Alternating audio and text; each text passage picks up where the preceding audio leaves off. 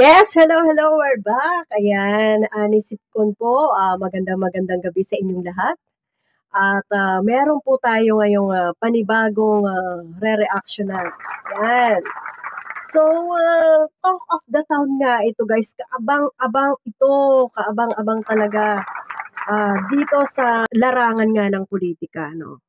So silang dalawa kasi, ang tinutukoy ko rito ay si General Torre nga tsaka si Baste, no? Silang dalawa kasi ay talaga namang noon pa yan, no? Noon pa yan ang time pa na hinuhuli ni General Torre si Kibuloy. So ito nga po yung talagang tapatan ni Torre at ni Baste. Naaalala ko nung time na hinuhuli ni Torre, ni General Torre si Kibuloy. 'Di ba nga bago hulihin ni General Torre si Kibuloy ay nagsalita itong si Baste na sasampalin daw, no? Si General Torre. Ngayon, syempre, etong si General Torre noon ay tikom lang ang bibig. Hindi umiimik noon si General Torre sa kanya, no? Nung sinabi niyang sasampalin ito si General Torre.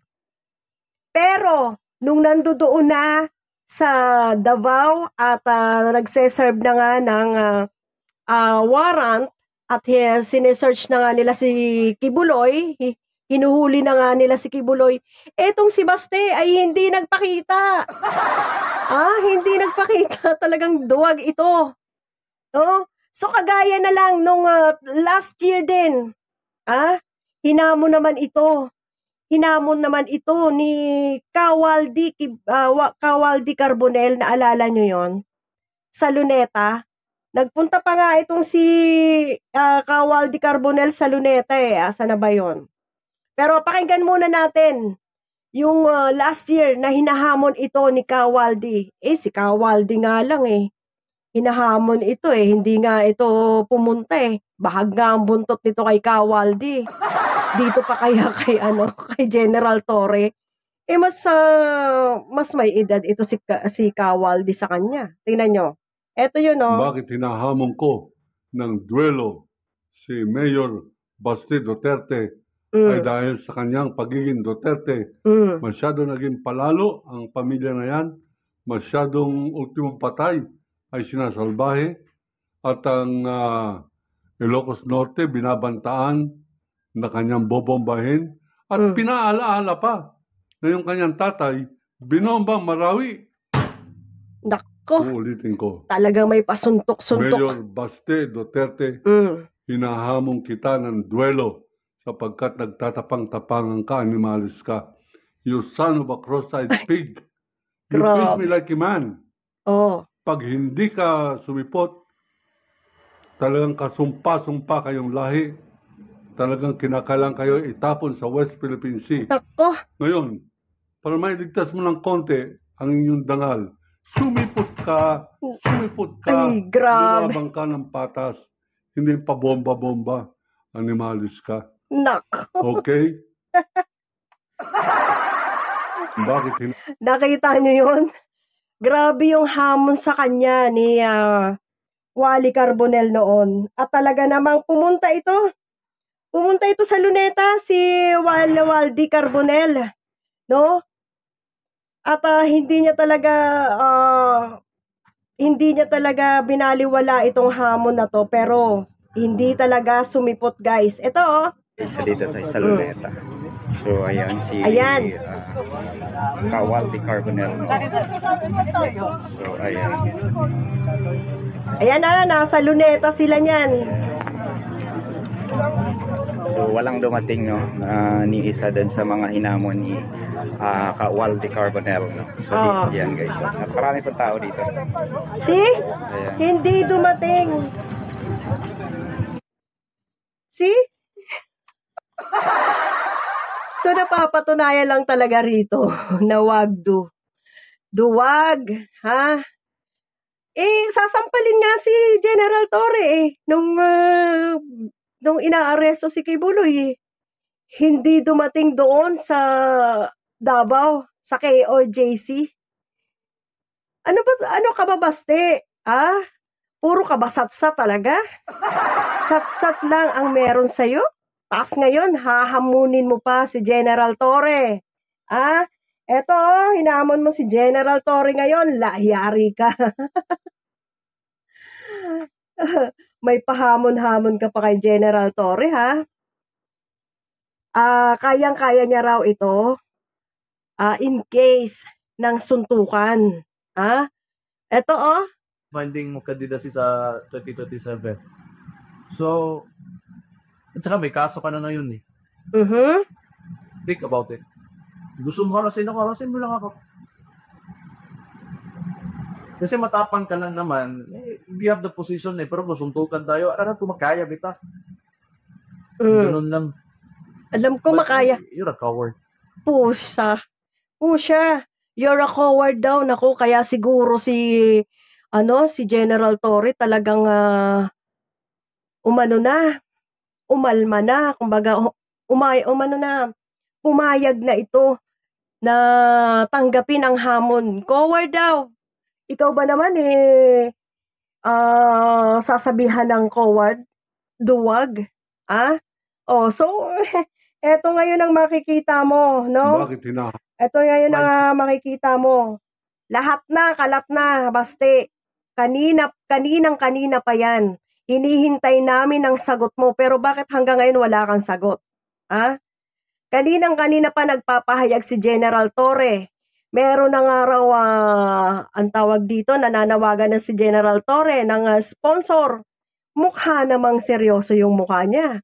Nananawagan na ng sponsor kasi gagawin nga raw ang boxing nyo. Boxing na lang raw kayo.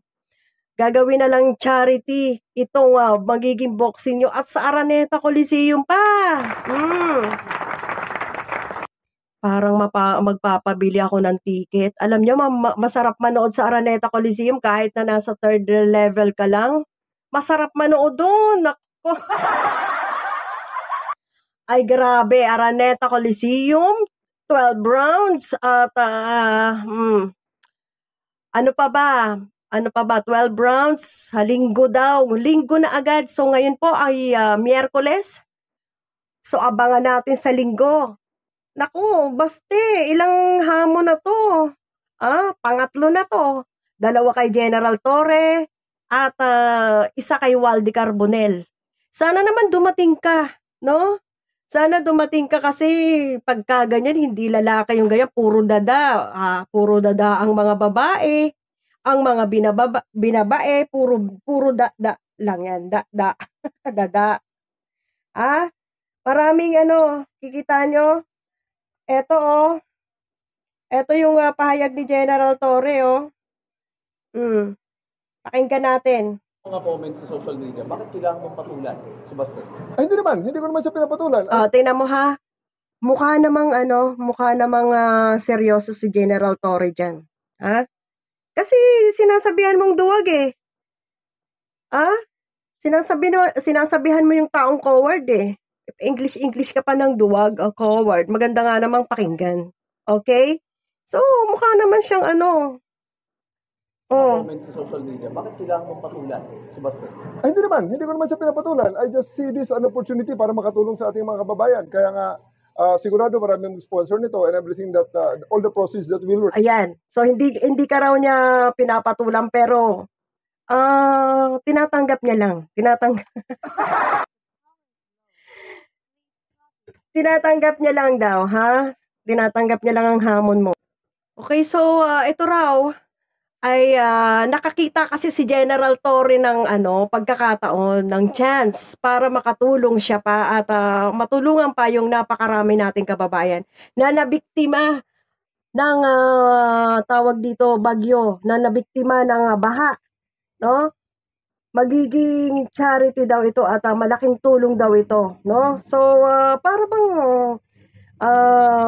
ikaw papayag ka ba, Baste, na magiging charity boxing ito? Pumayag ka na para naman makatulong ka, no?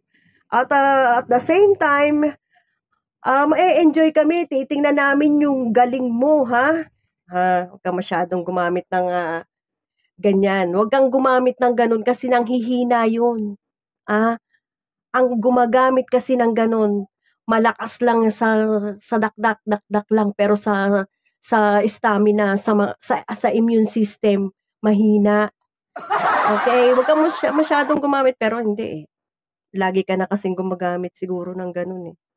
Yari ka rito kay General Torre, no? So pakinggan pa natin, maraming sinabi si General Torre, talagang natutuwa ako dito. Bibili talaga ako ng ticket din dito. Marami na kaming bibili mga vlogger, siguro punong-puno ito ng vlogger.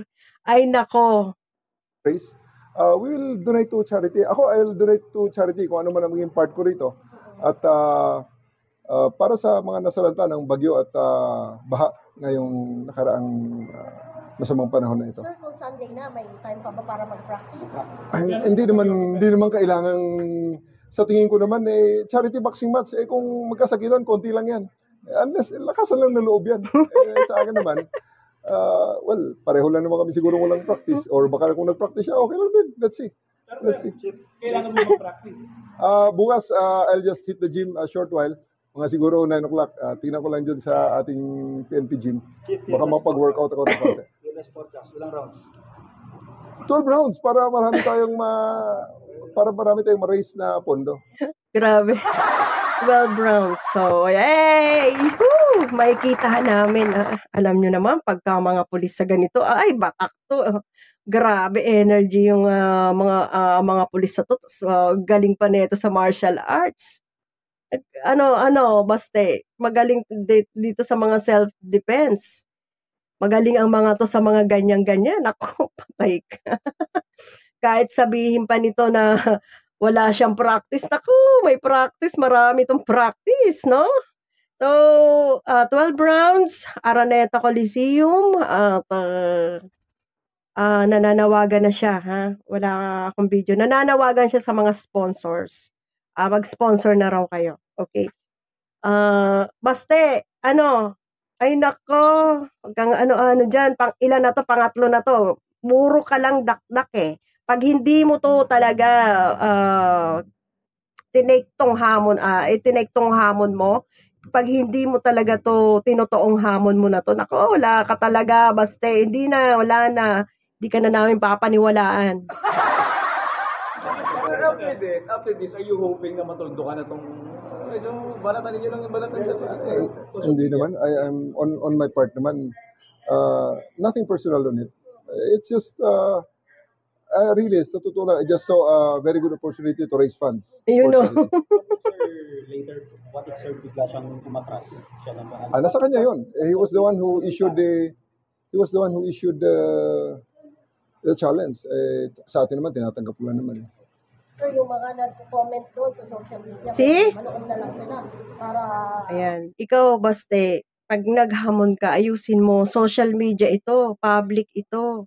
Huwag mong babaliw-baliwalain. Okay? Nakakahiya kasi. Yung na lang, si Waldy Carbonell na lang eh. Grabe ang galit, may pasuntok-suntok pa. Pero binaliwala mo. Duwag lang. Pumunta ka na, baste. Sige na. Exciting to, no? Sige, yun lang po, guys. At see you on my next vlog. Thank you po. At paki-like lang po and subscribe. Thank you.